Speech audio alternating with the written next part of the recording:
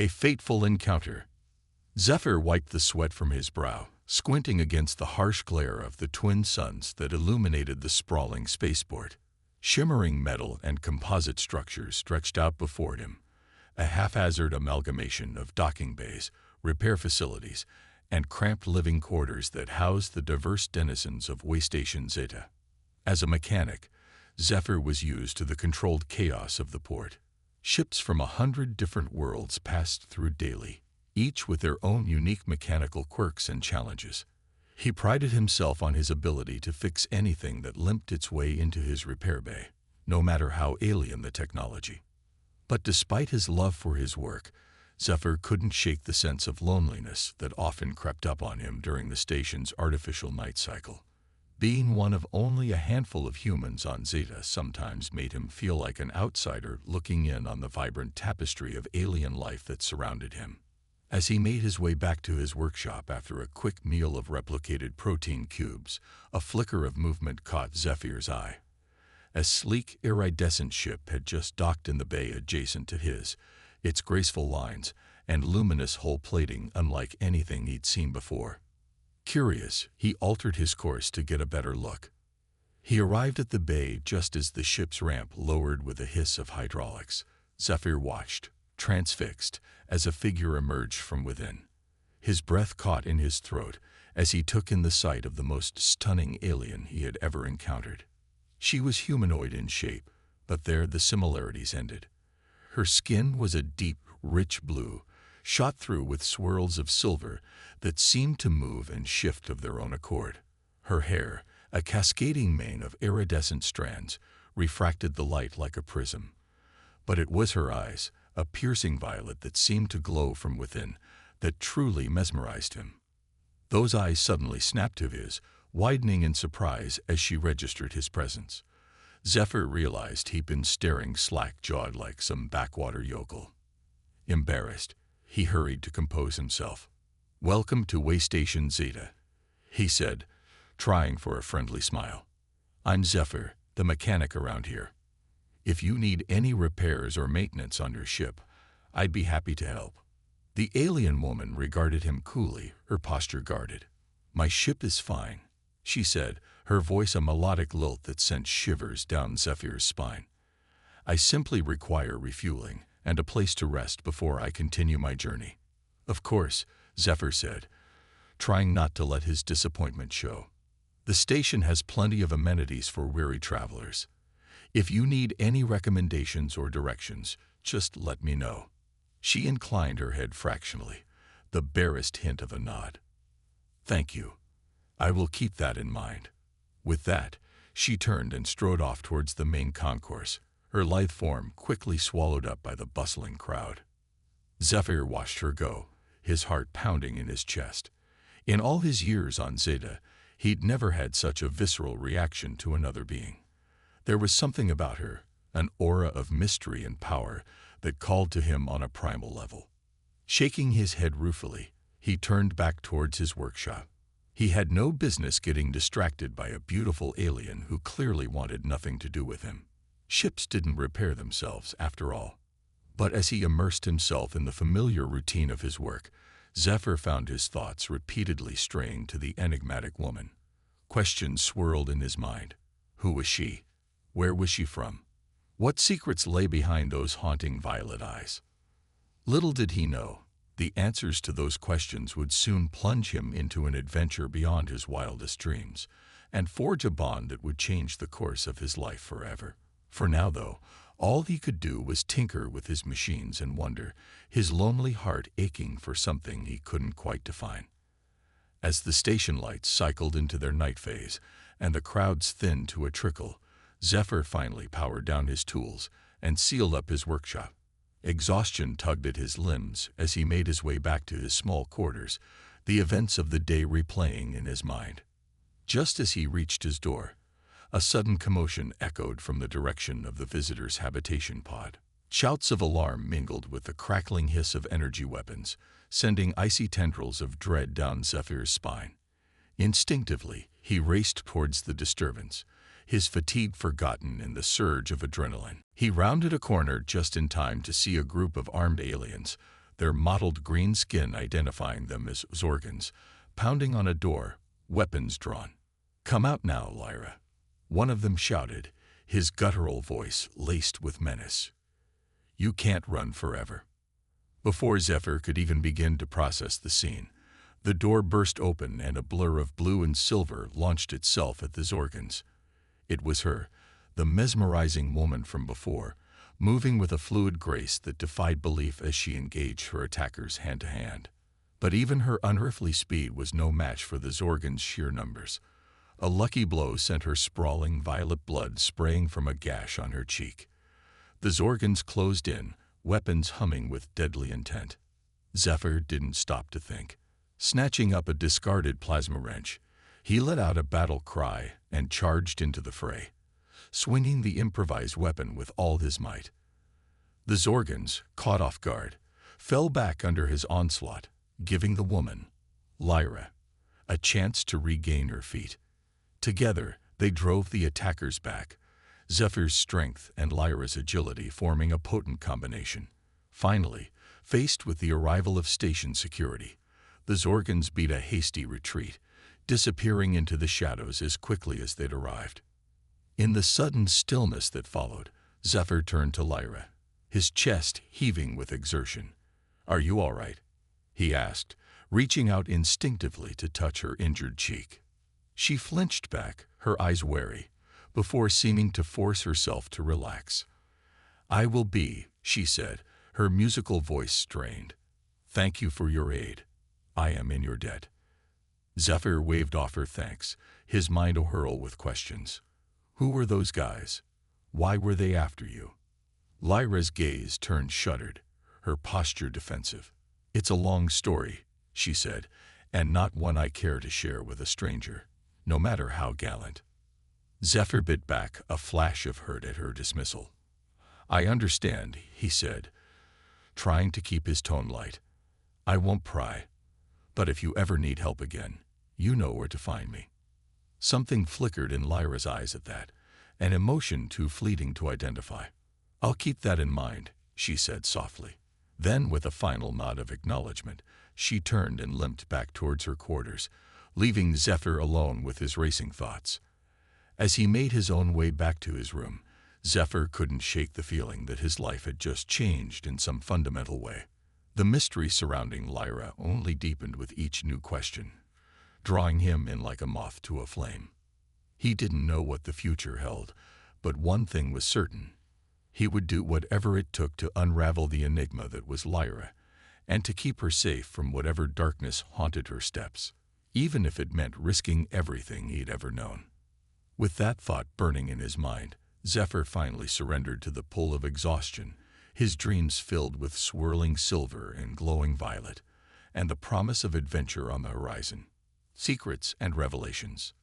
The next day, Zephyr couldn't focus on his work. His thoughts kept drifting back to Lyra, and the mysterious attackers who had pursued her. Finally, unable to stand the suspense any longer, he set down his tools and made his way to the visitor's habitation pod. He found Lyra's door and hesitated, suddenly unsure. What if she didn't want to see him? What if he was just intruding on her privacy? But the memory of her haunting violet eyes and the secrets they held spurred him on. He knocked, his heart pounding in his chest. There was a long moment of silence, and then the door slid open, revealing Lyra. She looked tired, her silvery hair disheveled and dark shadows beneath her eyes. But she still took Zephyr's breath away.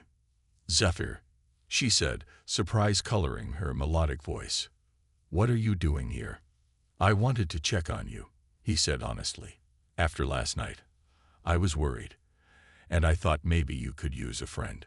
Lyra's gaze searched his face, as if trying to discern his motives. Finally, she seemed to come to a decision. "Come in," she said, stepping back to allow him entry. Her quarters were Spartan, containing little more than a bed, a small table, and a chair.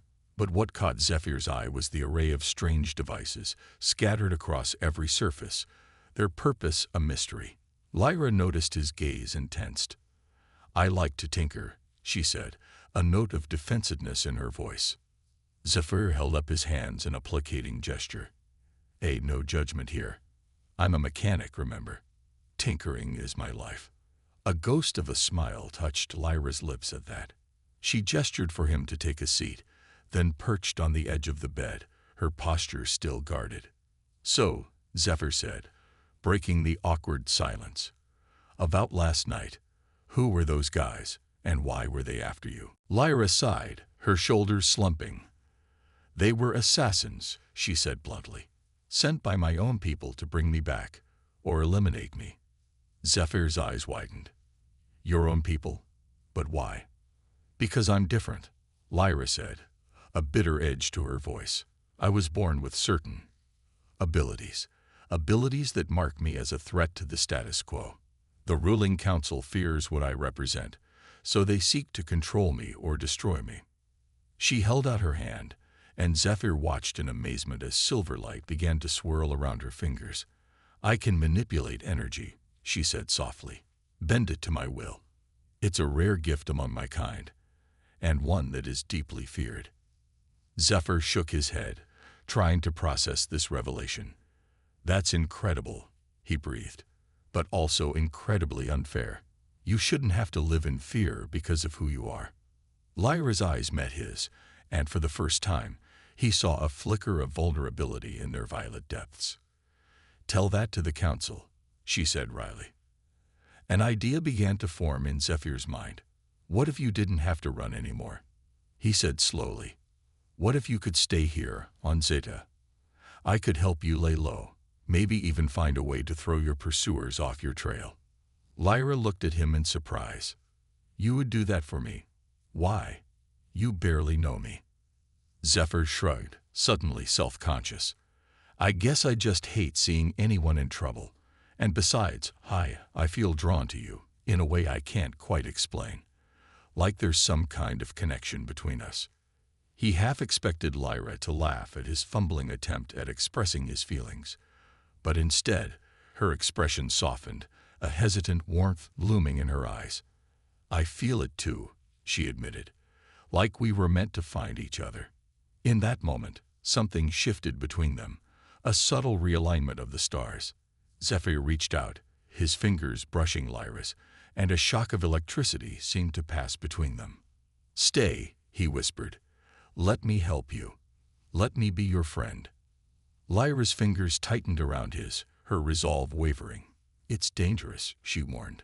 The council will never stop hunting me. Then we'll face them together, Zephyr said with a confidence he didn't quite feel. You're not alone anymore, Lyra. A single tear tracked down Lyra's cheek, glimmering like a fallen star. All right, she breathed. I'll stay, and Zephyr, thank you. As they sat there, hands entwined, Zephyr felt a swell of emotion rising in his chest. He didn't know what the future held, but he knew that he would fight with every fiber of his being to protect this incredible woman and the bond that was growing between them. No matter what challenges lay ahead, they would face them side by side, two lost souls who had found solace in each other's orbit, and for the first time in longer than he could remember, Zephyr felt a flicker of hope ignite within him, a tiny flame against the vastness of the cosmos. Danger arrives. Over the next few days, a tentative routine developed between Zephyr and Lyra.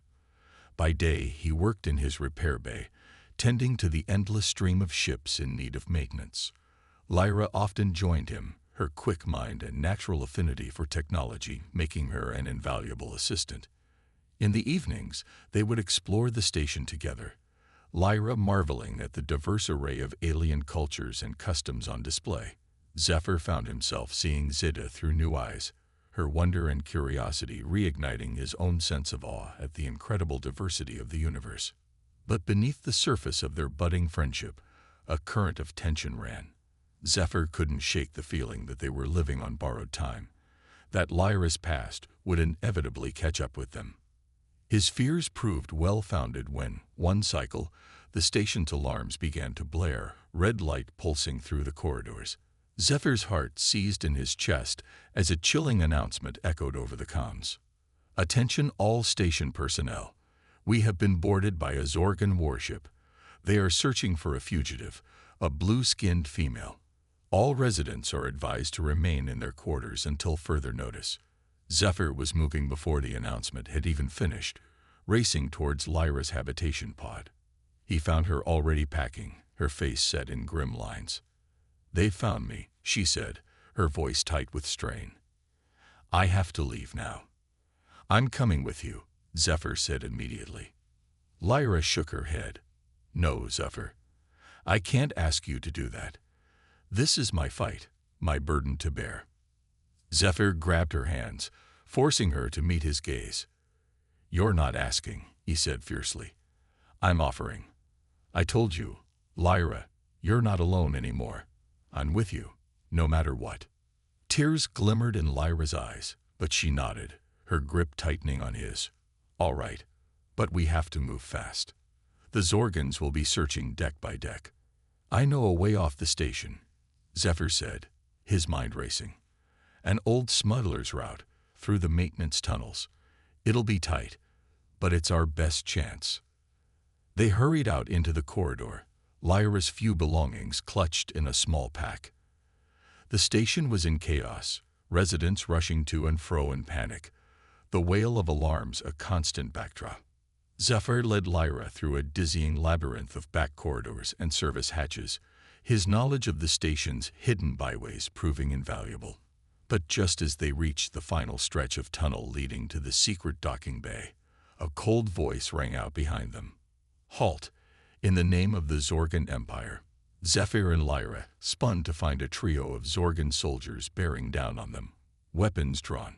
At their head was a hulking figure in ornate battle armor, his mottled green skin stretched over bulging muscles. "Commander Zarn," Lyra whispered, her face paling. "He's the Council's top enforcer, ruthless and relentless." Zarn's eyes fixed on Lyra, a cruel smile twisting his lips. "Did you really think you could escape us, abomination?" he sneered. "The Council has decreed your death, and I always deliver." He raised his pulse rifle, the weapon humming with deadly intent. Time seemed to slow to a crawl. Zephyr saw Zarn's finger tighten on the trigger, saw the barrel of the gun swinging towards Lyra's heart. Without conscious thought, he moved, throwing himself in front of Lyra just as Zarn fired. Searing pain exploded in Zephyr's shoulder as the pulse bolt struck home, sending him stumbling back into Lyra's arms. But even as he fell, Lyra was moving, her hands outstretched, silver light gathering around her fingers. With a cry of rage and anguish, she unleashed a blast of pure energy, the force of it slamming into Zarn and his soldiers, hurling them back down the tunnel. In the ringing silence that followed, Lyra dropped to her knees beside Zephyr, cradling him in her arms. "Why?" she sobbed, tears streaking her cheeks. "Why would you do that?" Through the haze of pain, Zephyr managed a weak smile. "Because I love you," he said simply. "I couldn't let him hurt you." Lyra's breath caught, her eyes widening. You love me." Zephyr nodded, his vision starting to blur at the edges. "From the moment I first saw you," he whispered. "You're my star, Lyra, my light in the darkness." A fractured sound, half laugh, half sob, escaped Lyra's throat. "Oh, Zephyr, I love you too, more than all the stars in the sky." She bent and kissed him then, her lips soft and urgent against his. For a moment, the pain and fear fell away, and there was only the two of them, lost in each other, in this perfect crystalline moment amidst the chaos. But the sound of approaching footsteps broke the spell. Lyra pulled back, her expression hardening with resolve. "We have to go," she said. "Can you stand?" Gritting his teeth against the agony in his shoulder, Zephyr let Lyra help him to his feet. Together, they stumbled the last few meters to the hidden docking bay, Lyra half carrying Zephyr, her strength belying her slender frame. The small, nondescript ship was right where Zephyr's contact had promised it would be. They staggered aboard, Lyra settling Zephyr into the co-pilot's seat before taking the controls herself. Her hands flew over the console with practiced ease, the engines roaring to life. As the ship lifted off, Zephyr caught a final glimpse of Waystation Zeta through the viewport, the only home he'd known for so long receding into the distance. But as he felt Lyra's hand slip into his, her warmth and presence anchoring him, he knew he was exactly where he was meant to be. Together, they flew out into the infinite expanse of space, two shooting stars streaking across the cosmos, their destinies forever entwined. The future was uncertain, the dangers myriad, but they had each other. And in the end, that was all that mattered. The stars welcomed them into their embrace, a billion points of light guiding them onward into the unknown. And so Zephyr and Lyra's story began, a tale of love and courage, of hope and defiance in the face of overwhelming odds. It was a story that would be told across 1,000 worlds, an inspiration to all who heard it. The story of a human and an alien who dared to dream of a better tomorrow, and who found in each other the strength to fight for it.